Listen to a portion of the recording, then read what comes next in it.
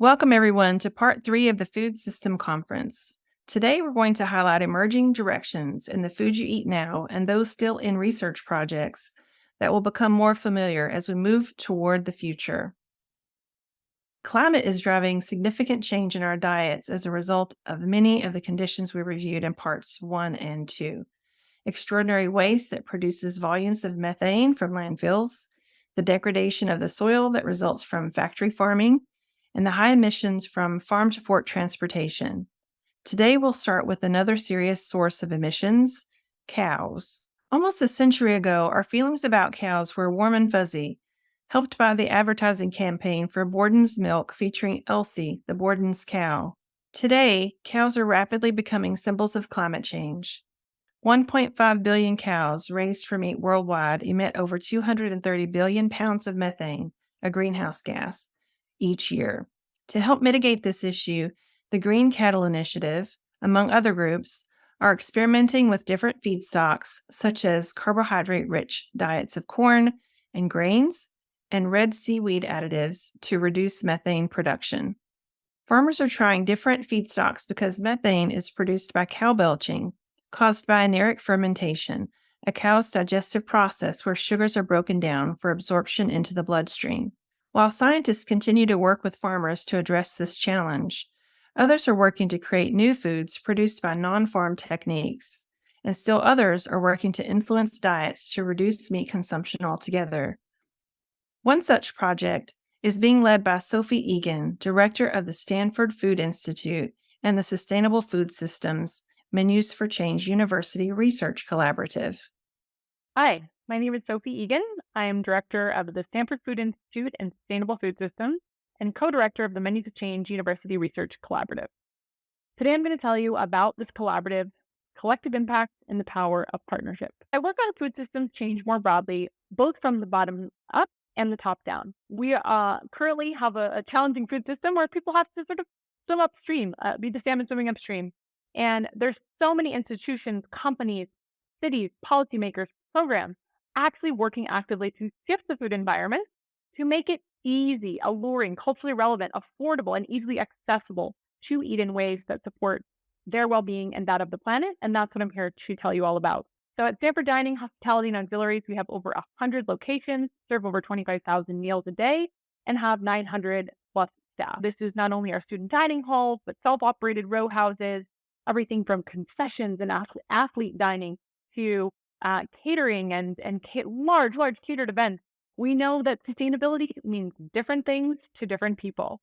And as a food program, we take this responsibility very seriously, and we choose to leverage our purchasing power, leadership, culinary creativity and diversity, and our partnerships and collaborations throughout the food system to support 6 specific sustainability pillars. They are climate smart dining, racial equity and supporting Black businesses, curbing deforestation through supply chain pressure, thriving oceans, catalyzing a circular economy of food, and embracing systems thinking. I encourage you to check out One Plate, One Planet because it really brings to life how one institution is leaning into that responsibility.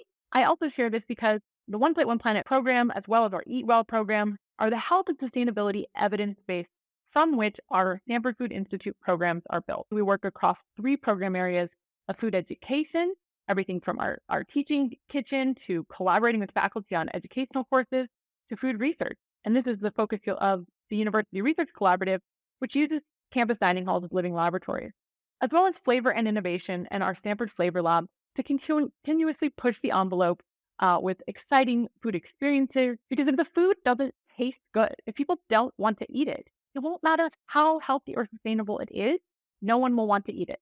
Our mission with the Institute is in support of the broader academic mission of the university, which is to advance research, education, policy, business, and practice to promote a holistic approach to improving what people eat, how they access food, and the role that food plays in our lives.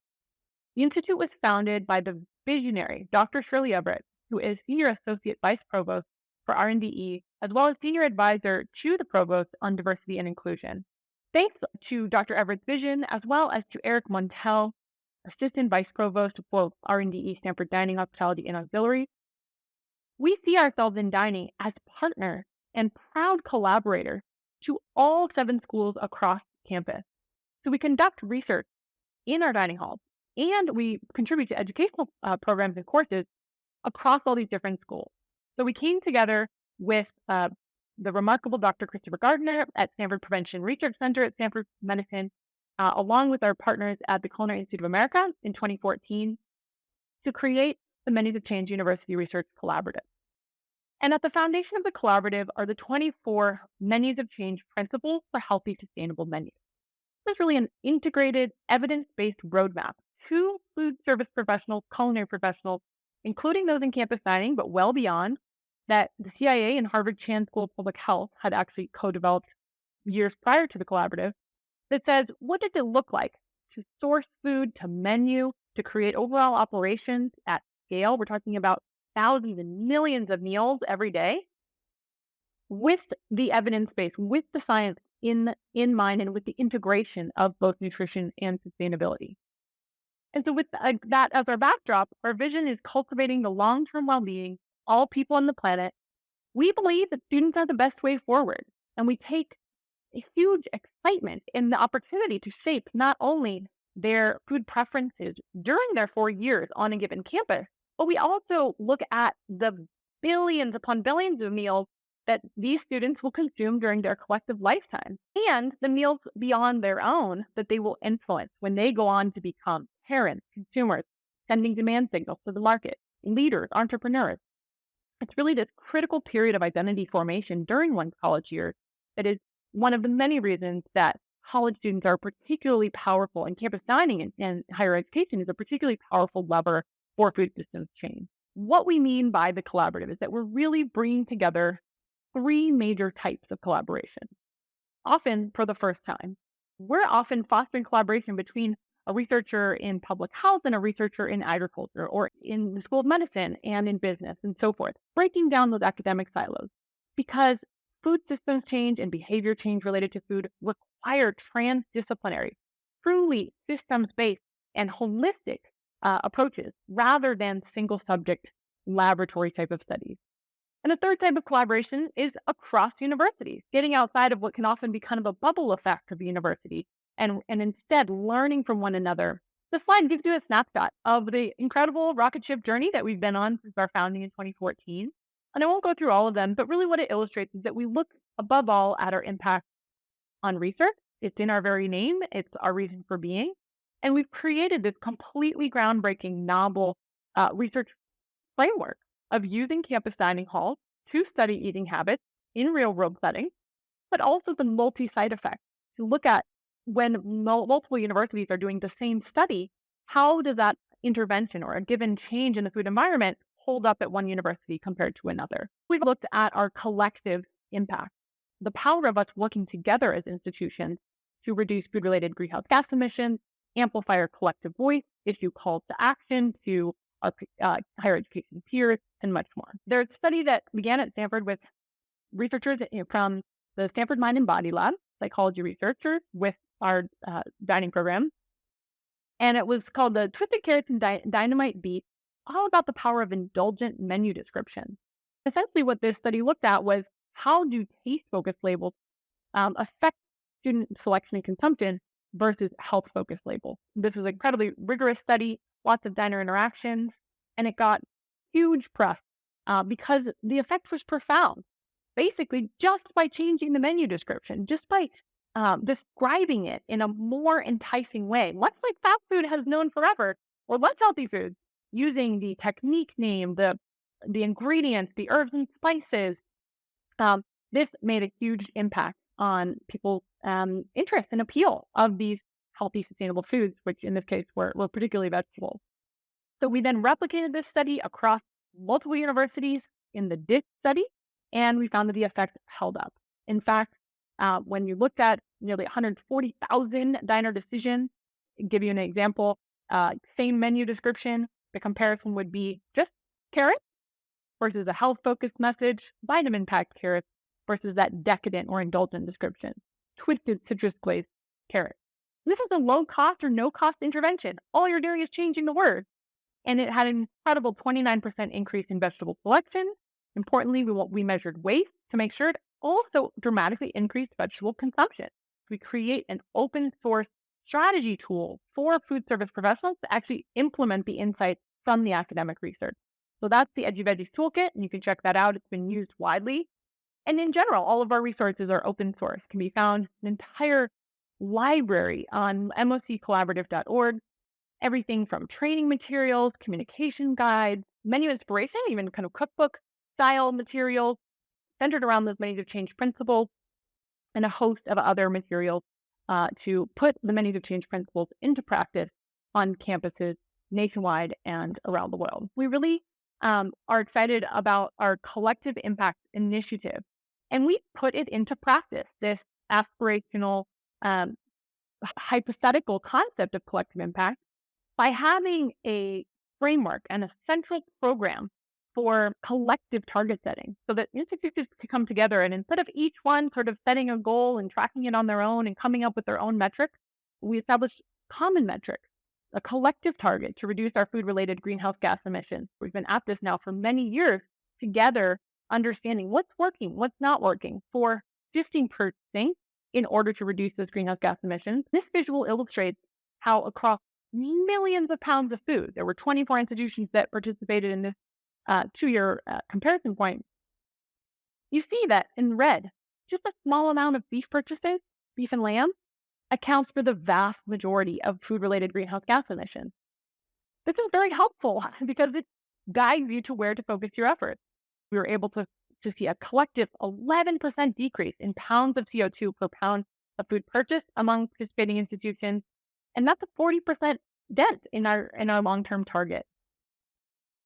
So we're called Nerd Nation at Stanford. I'm a nerd. We love social math. And to give you an idea, the collective impact shift, just that 2-year period, has saved the equivalent of 45,000 people taking a round-trip cross-country flight in terms of emissions, and as much water as a daily shower for a year for 218,000 people. And sky is really the limit with this list. So in closing, I just want to reiterate the power of partnerships. The human health and environmental crises facing us as a planet, but also particularly our food system on the problematic side, but also the opportunities, the food-related solutions are tremendous, but no one can do it alone. At the institutional level, at a neighborhood level, a community level, city level, as a sector, campus dining, as an industry, food service industry, we must learn from one another, not reinventing the wheel, because the urgency and scale of these challenges is too pressing. We're all about the power of collaboration, and we're always seeking new partnerships to join us on these journeys. So if you're interested in getting involved in either the Menus of Change University Research Collaborative or our work at the Stanford Food Institute, please be in touch. And thank you for your time. The Stanford Initiative is now joined by another university collaborative, the Purpose-Driven Plant-Based Incubator, which was created in response to food service operators reporting increased demand for a wider variety of globally inspired, flavor-driven, plant-forward options. It was recognized with Nestlé Professional, a division of Nestlé that provides food service companies with ingredients, Wholesome Crave, a plant-based food company, and the University of Massachusetts. The incubator program features hands-on workshops to help partners and currently includes more than 12 other universities, meaning the program could impact over 500,000 student meals a day. Colleges and universities are increasingly organized incubators, accelerators, and venture labs to support farmers, food companies, and students with creative ideas, with expertise, and resources. Dr. Bruno Xavier, Associate Director of the Cornell Food Venture Center, focuses on food safety certification and fermentation to help business and young entrepreneurs create new food products. Hello, everyone. My name is Bruno Xavier. I am the Associate Director of the Cornell Food Venture Center, which is an extension program hosted by Cornell University in the city of Geneva in upstate New York. Cornell has the main campus in Ithaca, New York. Our campus is in Geneva, and it's called Cornell Agritech. Cornell Agritech is reimagining the future of food and agricultural systems through innovative research, technology, and education to improve the health of people, environment, and economy of New York State and beyond. Cornell is a major education institution one of the biggest and best in the world. We are very proud of that. And so are the professionals that come here. These professionals work in the fields from agriculture into processing foods. And here at Cornell Agritech, we provide a host of training programs and support for companies in a variety of ways. Today, we're going to talk about the things that I have the opportunity to work with here in food science at Cornell Agritech. First, where are we? Some of you might not have heard anything about our little town here, Geneva, New York, which is located in the beautiful Finger Lakes region. Our campus is a relatively small campus. We have 47 faculty only in all the research facilities that go with those, but we reach above 300 staff members, including technicians and so on. One very important thing about our campus is that we have a very large research farm focused on providing these researchers with tools they need to run their testing experiments. The mission of our campus here is to create future food and agriculture systems by working across the disciplines. Here at Cornell Agritech, we have people from all different kinds of backgrounds trying to solve agricultural problems, which are very challenging nowadays. Everybody agrees that a solution to climate change that does not include agriculture will not be viable because farming practices can have a very positive impact on reducing the impact of human activities on the environment. So within Agritech, within our campus, we have several programs that are focused on different parts of these food systems. For example, we are mostly focused on food processing and safety. We help food entrepreneurs develop unique products to satisfy ever-changing consuming preferences and market trends. We help especially small manufacturers make products with the best quality possible when you are operating at small scale. We try to make sure that access to technology and funding is not a barrier to innovation in food processing and safety. Within this extension program in food science, we have a very large initiative that has a lot of laboratories and tools. One of the major ones is this one that you can see in this picture. This is called our Food Venture Center pilot plant, which is located in this building here where I'm standing now. And you can see a picture of our pilot plant being occupied by several companies at the same time making their food products. One of them is the Cornell Fermentation Farming Lab, which I am leading, and we mentioned before, the Food Venture Center that I mentioned already, the pilot plant, HPP Validation Center, Cornell Craft Beverage Institute, and Microbial Food Extension Lab. All these programs work together to provide this wealth of support to companies from safety, processing, and business support so that they can be successful and hopefully have a significant impact in food and agriculture. Let's talk about the Food Venture Center. This is a picture of Dr. Don Downing, who founded this program in 1988. He was a professor in food science at Cornell. And he answered to requests from small food manufacturers in the region, which were asked by the regulatory agencies, mostly the FDA, the Food and Drug Administration, to validate the safety of their food products and processing operations. And that can be very expensive, especially for small manufacturers. So Dr. Don Downing opened this program to make sure that technical assistance was available for companies, no matter their size, no matter the size of the project. And the final goal is to enhance food safety and promote economic development. The program started very small, but nowadays we answer to more than 7,000 requests for assistance a year. We help more than 2,200 food products to reach the market. Those products are manufactured by over 700 companies that we interact with. We have a very small team. This is Dr. Olga Padilla-Zaker. She is the director of the program since Dr. Don Downing retired. So I'm the associate director of the program, and I act as a processing authority. We are the ones that will provide the manufacturers with a written document stating that the food product is safe and why. The why is very important because we may tell the manufacturer this product is safe because it's cooked to 200 degrees for 5 minutes. And that means that in every production batch, they will need to keep records of such processing treatments.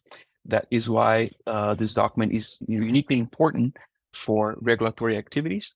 We actually inoculate the food product with the microorganisms that could make us sick and show that those microorganisms will die when the product is run through the machine. And you can see that machine in the picture here. That machine is inside a biosafety level 2 lab, which is a high security lab where microbial pathogens are all over the place. So we really do not have easy access. You have to be a certified microbiologist to do that work. This in the middle here is Mateen. Mateen reached out to us in 2018 and he wanted to start working with hemp. He has developed protein bars, but his most successful product is the one that you see in the picture here, which is he released the last year in 2022. Is a seed bark, so it's basically chocolate mixed with hemp. So it's a very interesting. Not only you are getting energy from the sugar and the butter from the cacao, you're also getting some protein. A lot of it you can find it online and in some stores as well. Our hypothesis is that by providing these companies with a platform to test these hypotheses, to test their ideas at a low cost, cheaper and more available food becomes a greater issue as the climate is changing and as our population is growing. So the fermentation farming lab is available as a service for companies that want to test their new innovative ways of making foods. So instead of set up an entire lab themselves, they can come and hire us for a week to run their experiments. By doing that, we reduce the cost of proof of concept for startups in the fermentation farming sector. So this new food production system is a revolution in agriculture that we want to make sure that farmers and scientists and entrepreneurs in New York State have a very strong chance at playing a major role. This is a picture of our beautiful city of Geneva, New York.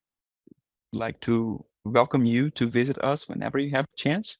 Just reach out and we will be able to tell you more about all the contributions that food and agriculture are making to our society today.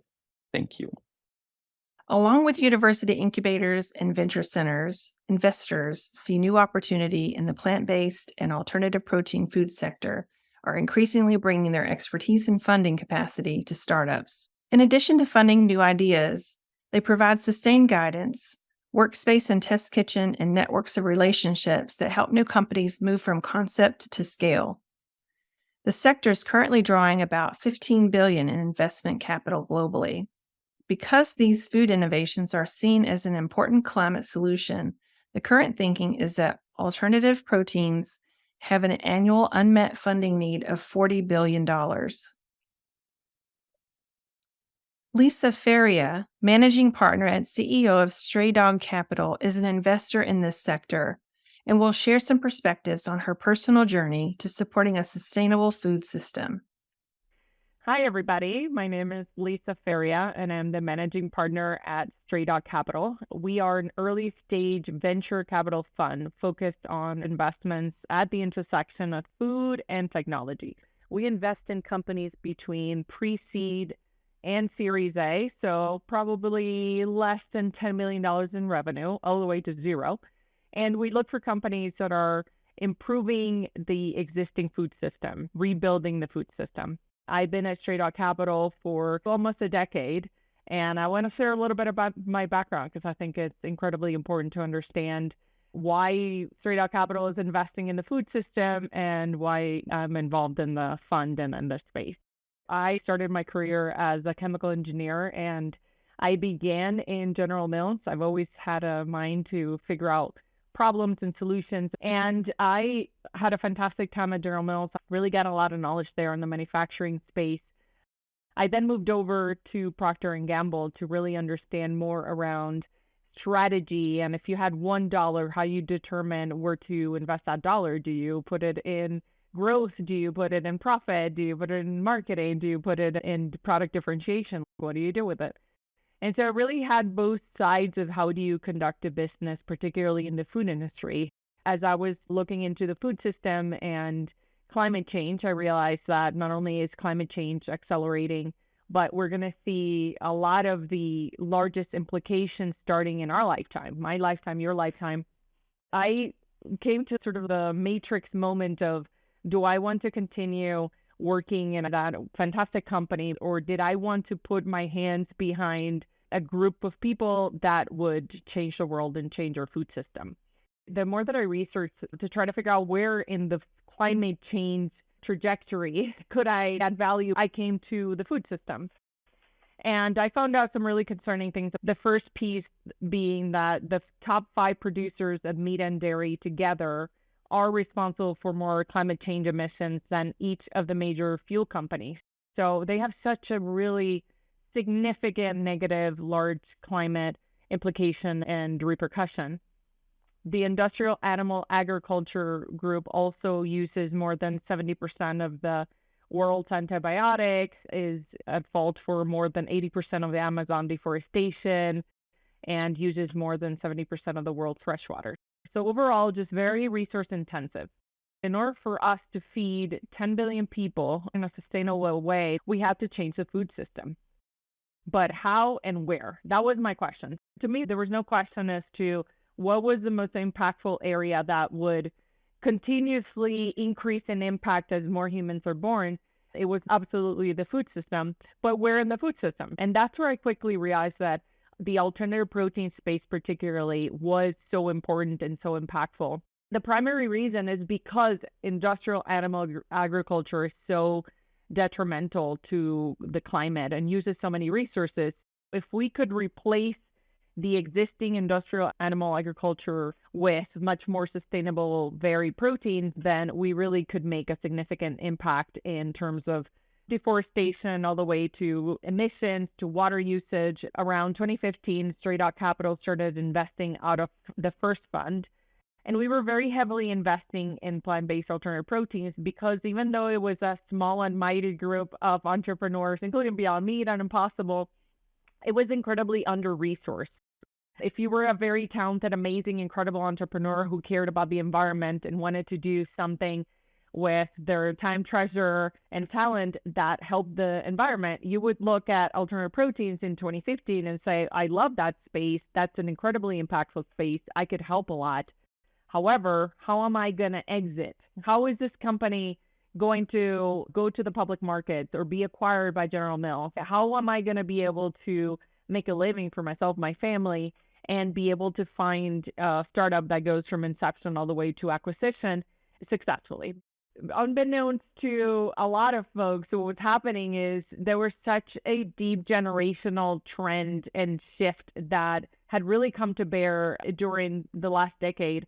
And that has been Generation C actually starting to grow up, starting to have more jobs, more financial power, economic power to make changes. And fundamentally being one of the first generations that I have ever seen that really puts their money where their mouth is. In venture capital, you really have to find the highest risk for the highest reward. You have an amazing group driving the winds of change, which were Gen Zs and millennials. In the middle, where us, venture capital, is supporting incredible, amazing entrepreneurs who would come with incredible technological ideas that would help us make food better, faster, more efficiently, better for you. We found that not only because generational shifts were happening and you had generations that were shifting the alternative protein space forward, it started growing at 30% CAGR, which was very fast for plant-based, for food in general. Food doesn't tend to grow that fast. And during COVID, it actually doubled. We saw a space that was starting to get momentum, and not only because of millennials and Gen Zs, although they were driving it, but because of this entire large group called flexitarians that really care most about health.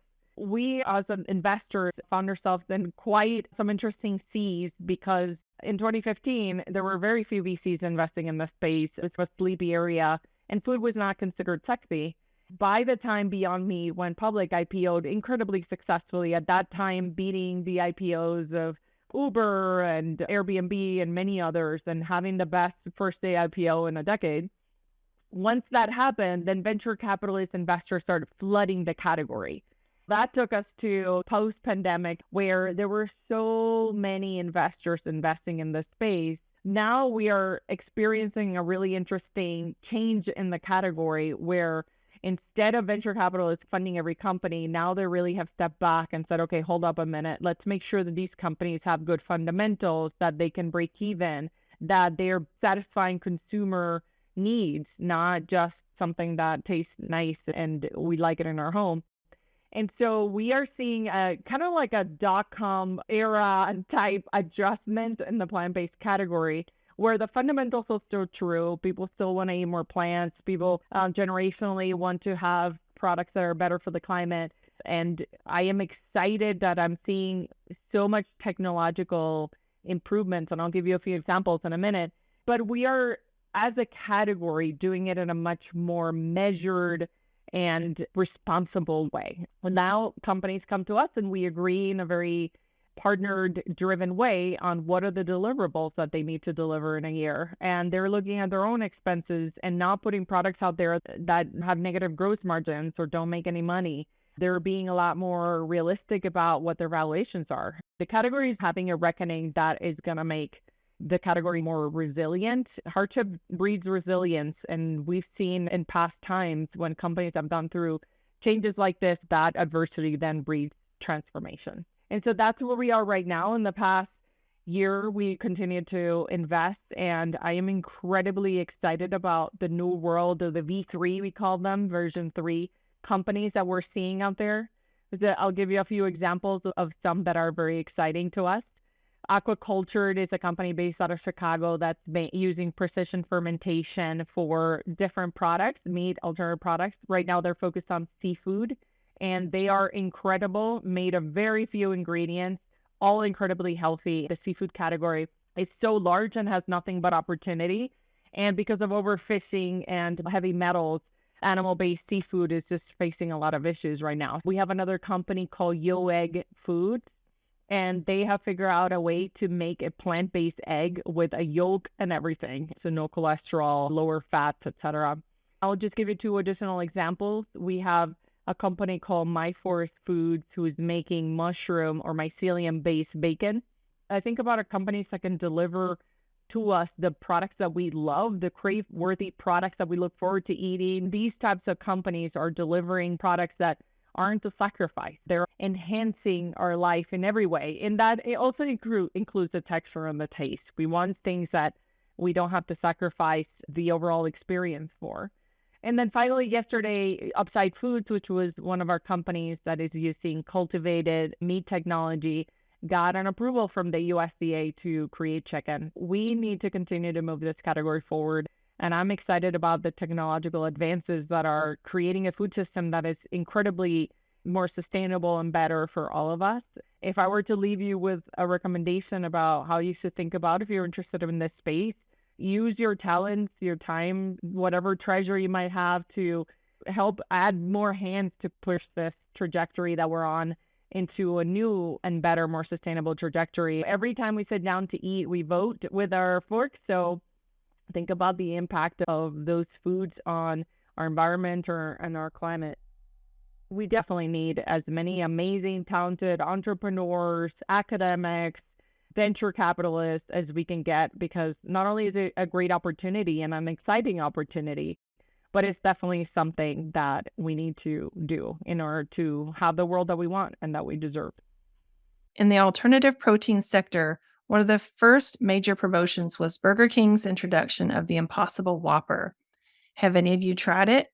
Globally, meat consumption is the highest it has ever been, with meat production projected to double by 2050. By taking meat from plants and cultivating meat from cells, we can modernize meat production in ways that massively reduce the environmental impacts on our food system, feed more people with fewer resources, avoid contributing to the growing threat of antibiotic resistance, and free up land and ecosystems for biodiversity restoration and recovery. Alternative proteins are proteins produced from plants or animal cells or by way of fermentation. These innovative foods are designed to taste the same as or better than conventional animal products while costing the same or less. Thrilling Foods is another provider of a popular meat product in an alternative form. The motto behind its plant-based bacon is "Save the pigs to save the planet." To highlight the mindset and journey of an entrepreneur in this growing sector, I want to introduce co-founder of Aquaculture Foods, Brittany Chibe. Stray Dog Capital is an investor of her science and technology-based alternative protein business.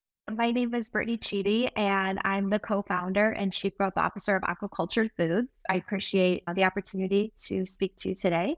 Aqua is a fermentation-enabled alternative protein platform that's focused on bringing alternatives to the market. Before founding Aqua in 2020, I had roughly 15 years of industry experience. So right out of undergrad, I went to work in the dairy industry for a company named Schreiber Foods, and I spent 10 years there in various sales roles. My customers were every major retail, grocery store, and restaurant you can think of. The first picture I have here is a picture of myself at an Arby's golf outing. Arby's was a customer I called on for a number of years. When I was at Schreiber, I went back to school for my MBA.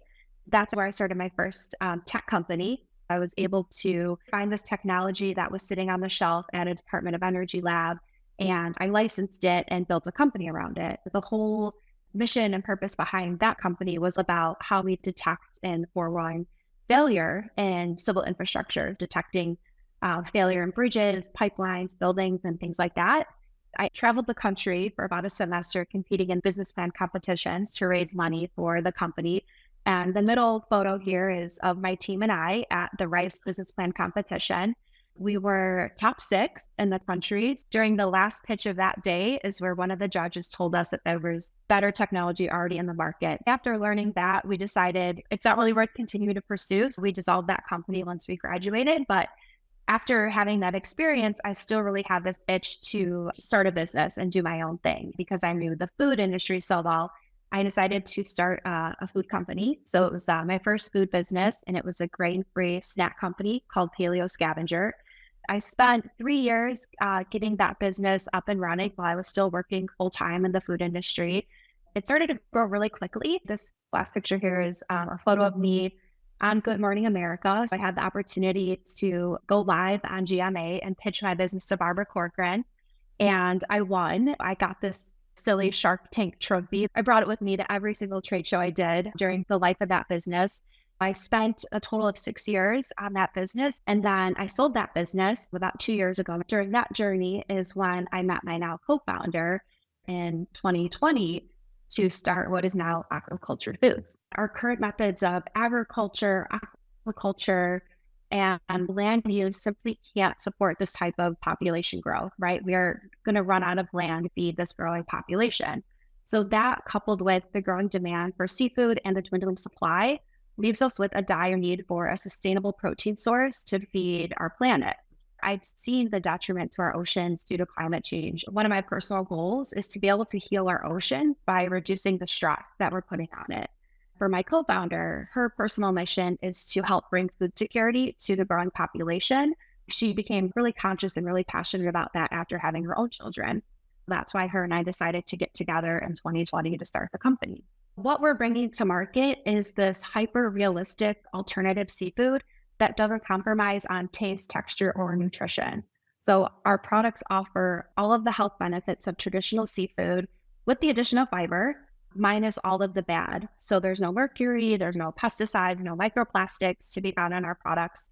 One of the many benefits of our technology is that we can tune the taste, the texture, and the nutrition to match a variety of seafood species. We can create everything from a tender, melt-in-your-mouth tuna to a more firmer, bouncier scallop. The top image is a photo of our Aqua maki roll. This is our whitefish maki roll that always gets rave reviews every time we sample it out. So what allows us to make our delicious variety of seafood alternatives is really our novel technology.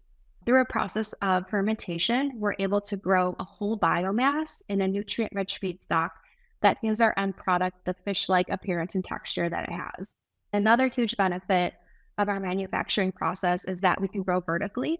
So like you see in the picture here, we're able to use a really small footprint to grow a large amount of product. At our pilot facility, we have approximately 500 square foot growing room that at capacity can produce 60,000 pounds of finished product a year. We're able to do this capital efficiently as well because we only need a small footprint of space and we don't need artificial lighting, which is actually the highest cost in vertical farming. So all we have to do is control the time, the temperature, and humidity levels during the growth process of our product to achieve our desired end product. We've spent the last 2 years doing a lot of research, filing patents, building our team, and building out our pilot facility. And so we're now gearing up for our market launch early next year. Our first products to market are going to be our raw tuna, scallops, and shrimp to be used in various applications. So pictured here are some of the different applications that we showcase to different chefs and restaurants. We can do everything from sashimi or nigiri and really allow our product to stand on its own and shine in this raw application. Or we can use it in sushi rolls, poke bowls, ceviche, and we even have tested breaded and fried applications like the calamari fry that you see at the bottom right. We'll be launching in the food service channel first with restaurant partners, as conventional seafood is actually eaten away from home 70% of the time. So we feel that it's really important to meet our consumers where they are. And if they're mainly eating seafood in restaurants, then that's where we intend to launch. After we launch next year, we'll continue to focus our growth within the food service channel. We'll continue to partner with restaurants and shops and then broaden our sales into universities, corporate cafes, fast and family casual restaurants, and eventually quick service restaurants. Our future growth is also going to be focused on business to business partnerships. What's unique about our product is the tunability, the way we can tune the taste, the texture, and the nutrition. That allows us to really go beyond the seafood space and offer our product as an ingredient solution to other businesses. We can do things like selling it as a functional ingredient, like adding fiber to their product, or a moisture enhancer or a texturizer. And so the options with our raw product are really limitless.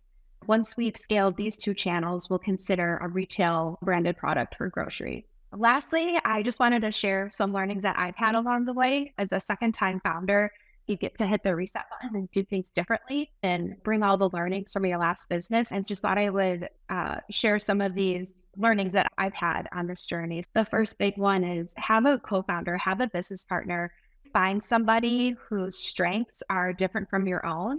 I like to think of it as we all have our own unique superpowers. If you can find somebody who complements your superpower, something that's outside of your wheelhouse that they like to do and they're really good at, you're going to move that much faster having somebody on the journey with you. And secondly, find a large market that no one is bringing real innovation to. Also, raise capital.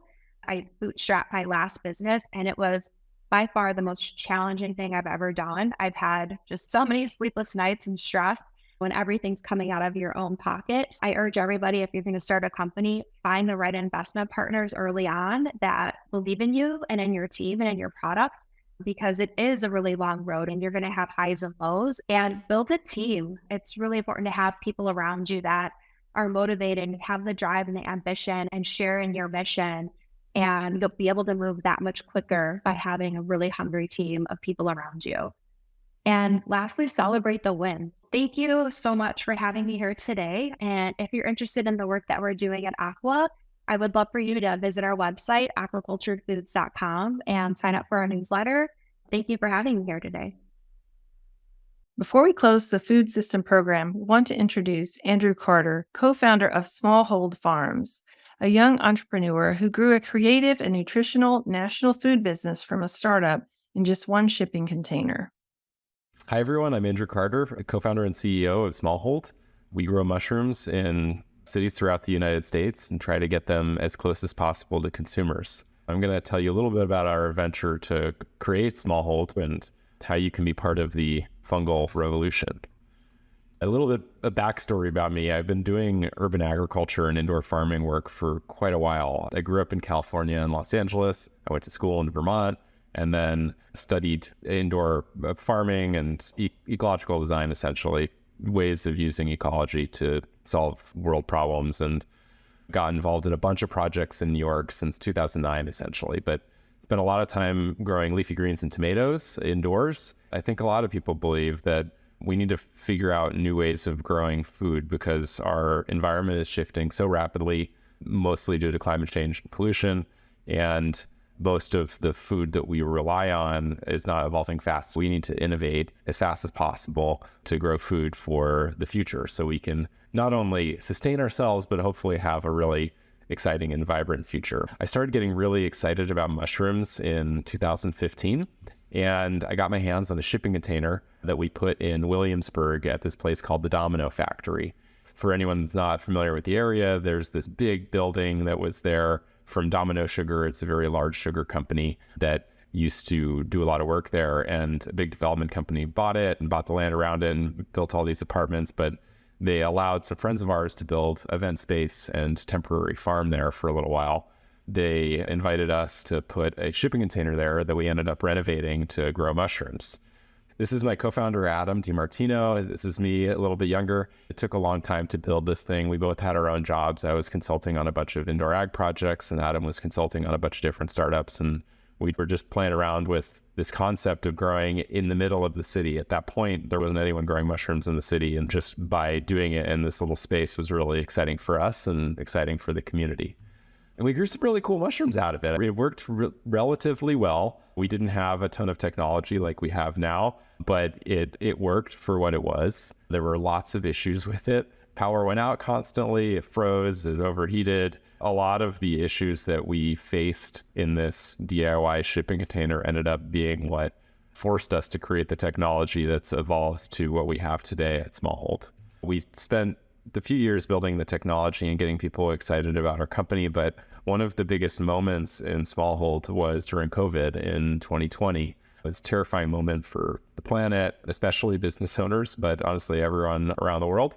And we had about a day of questioning what we were going to do because in New York, basically the whole city shut down one day and all of our customers went away. We decided that we were just going to try to sell as many mushrooms as possible. We called our friends that allowed us to put our van outside of their businesses, sell mushrooms out of the van.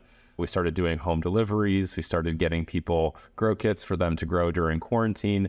And what we found were that people were buying lots of mushrooms. They were eating lots of mushrooms. They're trying to be healthy. It's just the path of getting the mushrooms to them got really complicated. And it just further made sense for us to continue down this path of building this business.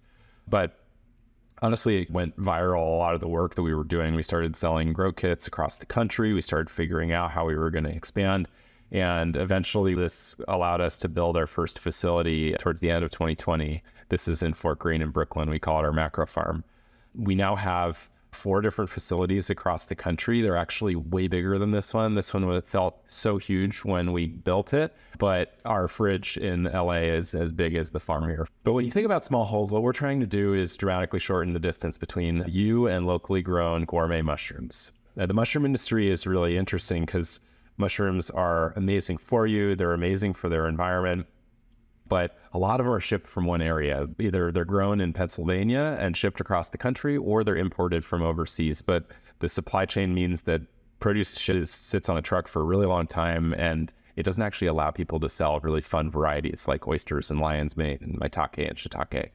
What we've started to do is build this network of farms throughout the country. We want to build more, but so far we're in the Northeast, in Texas, and in Los Angeles. And so we're now in about 660 doors across the country. You can find us in a bunch of different grocery stores as well as restaurants throughout the US.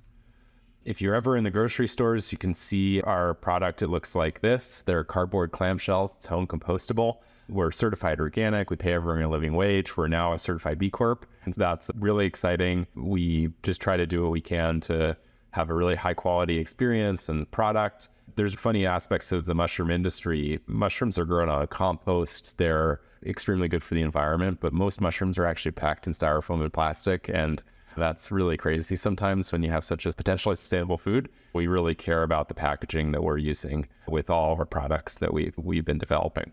So we have big farms, we call them macro farms. And then we also have these small mini farms, which I have some videos of. They go on site inside restaurants or grocery stores and they grow mushrooms in front of people's eyes. You can buy some of our stuff online, but most of the business is with restaurants and grocery stores. You can find us in Whole Foods, Central Market, a bunch of Albertsons and Kroger's stores. We're on in Lassen's if you're in Los Angeles, and we have some really exciting launches coming up. If you don't see us yet, you probably will at some point soon. We also have a lot of business with online delivery, so people going and delivering groceries to your door. But we've spent a lot of time building out the back end of this operation. We grow all of our own mushrooms, but we've developed our own technology to control the climates, to imitate different environments. And then we have our own automation and engineering that we've been working on in the facilities. And so I'll have a little video here. This is our facility in Buda, Texas. We built this one in 2021, and these mushrooms are found all throughout Texas and the Southwest US. But it's a beautiful facility filled with grow chambers. Looks like they're all growing trumpets in here, but each of these climates follows specific climate recipes that we've developed and technology that we have patented that allow us to imitate different environments that these mushrooms are in. But we have a series of these chambers. We also have another building that has a bunch of these chambers that grow each different variety as needed. But we try to run an efficient operation, and there's many different ways of growing these things. And so just to show a little bit more imagery, this is a readout of what the climate looks like in our space. So we have a bunch of software that we developed over the years that you don't necessarily need to grow mushrooms, but what we found to be really efficient and to have a high quality product was pretty necessary for our operation. This is a readout part of the whole back end. There's a lot that goes on behind the scenes, but this is just so the farmers can really tell what's going on at any time in the operation. But again, the point is to grow these really beautiful mushrooms that are packed in sustainable packaging, that are fresher than anything else you can find on the shelf, and hopefully get people more excited about the different varieties that you can get from the fungal kingdom. We also have mini farms. This is one of the earlier ones we installed with Whole Foods in Gowanus in Brooklyn. This unit grows 30 to 40 pounds per week that are harvested and then put on the shelf with zero packaging. It, again, follows the same sort of climate recipes and technology we developed over the years. And it can actually do all of that on really small scale if necessary. It's a really interesting experience for customers because they can see all these mushrooms just grow right in front of their eyes, then picked and then put right on the shelf. And these mushrooms grow really fast. And so if anyone hasn't grown mushrooms before, this is sped up, but they grow in our chambers from anywhere from 6 to 14 days is the fruiting cycle. And so sometimes you can literally watch these things grow. It's a really interesting experience to grow these things because they're just so much fun, but then so nutritious and so helpful for our community.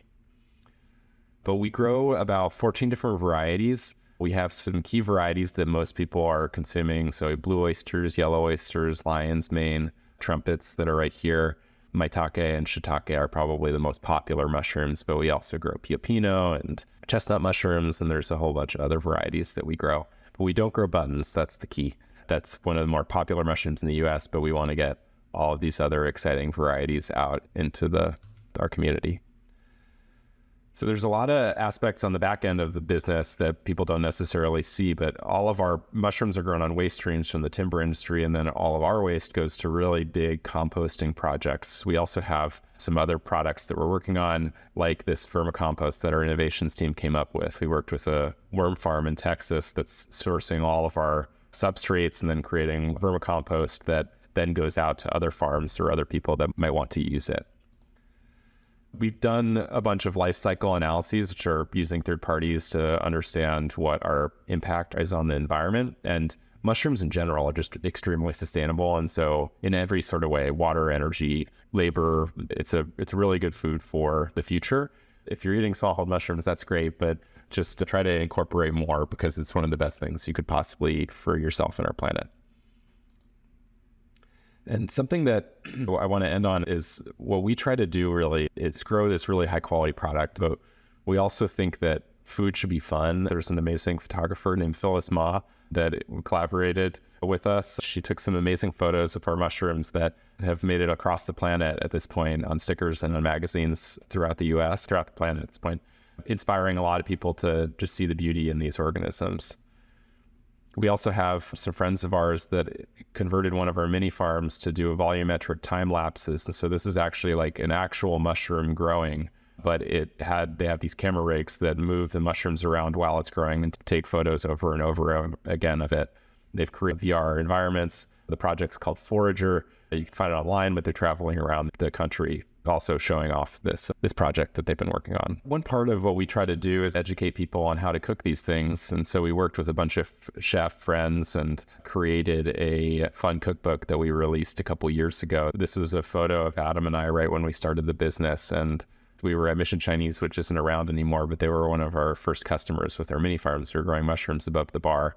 And it was a really fun experience. It was crazy. We learned a lot, but what was amazing is we got covered in Vogue magazine, which is hilarious because we're not Vogue magazine people, but it was our first press ever. And what we realized was just that mushrooms are so beautiful and so interesting that you can do so much storytelling around them and get people excited in different ways. Mushrooms are in almost every subculture now. They're on television. There's whole lifestyles based around various mushrooms that are in the fungal kingdom. And we just want to continue to push that forward and help people realize how much these organisms can be part of their lives.